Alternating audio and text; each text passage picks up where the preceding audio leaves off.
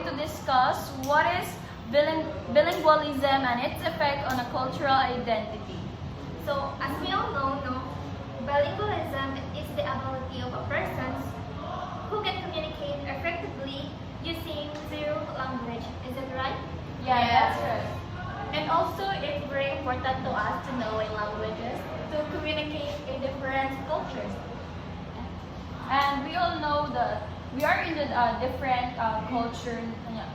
Yeah, naman dito sa part na kanang bitong kanang nato sa kanang society nga lahi-lahi taog kanang communication, like lahi-lahi tag language, right?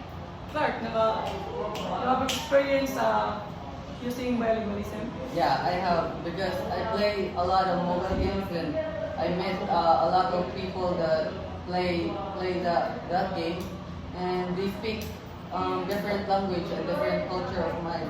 Then to fit in them, I need to speak like them, like magtatagalog ako for their language. Yeah. Then, do you agree with my statement?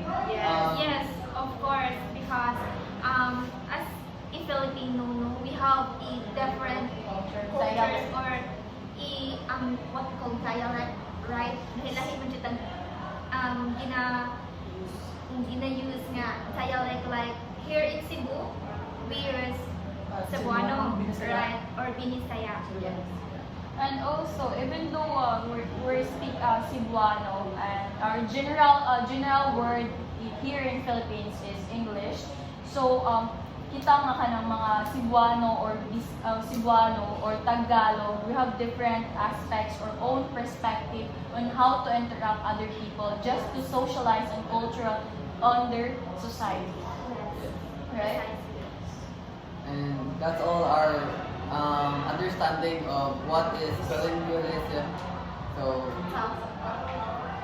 So thank you so much for watching. Bye!